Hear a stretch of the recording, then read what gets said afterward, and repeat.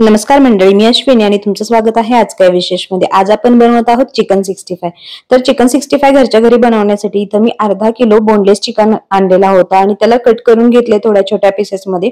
तुमच्या इथलं जर चिकन वाला तुम्हाला छोट्या पीसेस मध्ये कट करून देत असेल तर छान, नाही तर घरी येऊन तुम्ही परत त्याचे छोटे पीसेस कट करून घेऊ शकता। त्यानंतर त्याला लावलं आलं लसूणची पेस्ट, नंतर त्याला मी लावलं होतं थोडंसं मीठ। तुम्हाला जर जास्त तिखट आवडत असेल तर तुम्ही जे आपलं काश्मीरी तिखट असतं ते सुद्धा लावू शकता, पण मी इथं 65 चा जो मसाला असतो तो आणला होता। तर हे एक पॅकेट होतं ते पाव किलो साठी होतं, अशी मी 2 पॅकेट अर्धा किलो साठी लावले होते। तर अंदाजे 2 टीस्पून आलं लसूणची पेस्ट, 2 पॅकेट मसाला 65 चा आणि ही काळी मिरी पावडर आहे ती एक पाव चमचा मी टाकून घेतली। त्यानंतर आपण ह्याच्यामध्ये स्वतःचा असा तडका देणार आहे, त्यासाठी मी एक चांगला मोठा चमचा भरून खिसलेला जे आपलं घरचा लसूण होता माझ्याकडे तो घेतलेला आहे। तर लसणाच्या साधारणपणे 15 पाकळ्या मी खिसून घेतल्या आणि भरपूर सारा कोथिंबीर हे सगळं मी टाकून घेतलेलं आहे।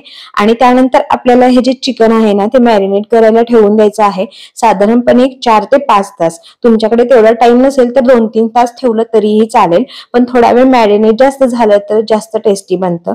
आता मी हे फ्रीजर मध्ये ठेवून दिलं होतं, ठेवून दिलं होतं आणि नंतर बाहेर काढलं। तर त्यानंतर आता आपण तळायला घेऊया। तर नॉनव्हेज आपण तळणार आहोत आणि हे तेल नंतर मला वापरायला फक्त नॉनव्हेज साठीच वापरता येईल म्हणून कमी तेलामध्ये मी तळायला घेते। तर लोखंडी कढईमध्ये तेल गरम करून घेतलं, तेल चांगलं तापलेलं पाहिजे पण गॅस बारीक ठेवायचा आहे आणि नंतर एक एक पीस जो चिकनचा आहे तो त्याच्यामध्ये सोडत न्यायचा आणि व्यवस्थित त्याला तळून घ्यायचं। तर साधारणपणे एक बॅच तळायला मला 7 ते 8 मिनिटं लागली, कारण गॅस अतिशय बारीक ठेवायचा होता। मोठ्या गॅसवर जर आपण तळलं तर बाहेरून रंग बदलतो पण आतून चिकन आहे ना ते कच्चच राहतं, म्हणून एक एक पीस असा टाकत नेला आणि एक 5-7 मिनिटं त्याला तळून घेतलं। मध्ये मध्ये झाऱ्यानं हलवत न्यायचं। आता मी सुरुवातीला सोडल्यानंतर झाऱ्याने 1-2 मिनिटं तळून दिलं, त्यानंतर झारा लावला आणि व्यवस्थित हलवून घेतलं, म्हणजे काय तर प्रत्येक पीस मोकळा राहील, एकमेकांना चिटकून गोळा होणार नाही।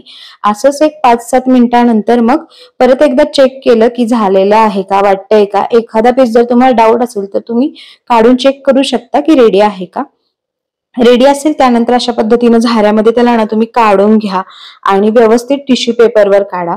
तर तेल कमी घ्यायचं कारण असं की आपल्याला थोडा वेळ जास्त लागेल पण हे तेल आहे ते वाया जाणार नाही, कारण टाकून तर देणार नाहीये आपण आणि दुसऱ्या पदार्थात वापरायचं म्हणजे थोड्या दिवसांनी तुम्ही नॉनव्हेज जेव्हा बनवाल तेव्हा तुम्ही यूज करणार।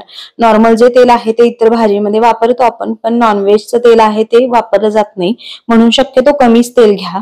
ही छोटी कढई होती आणि त्यात कमीच तेल मी घेतलं होतं। आता ही एक बॅच आहे ती माझी तळून झाली, तर मग मी तिला टिश्यू पेपरवर काढून घेणार आहे। अशाच पद्धतीनं मी अजून पुढची बॅच सुद्धा तळायला टाकली। मला एक साधारणपणे अर्धा किलो जे चिकन 65 आहे ते तळण्यासाठी एक अर्धा ते पाऊण तासाच्या दरम्यानचा वेळ लागला होता, कारण मग हे तेल कमी घेतल्यामुळे 5-7 बॅचेस मध्ये मला तळावं लागलं।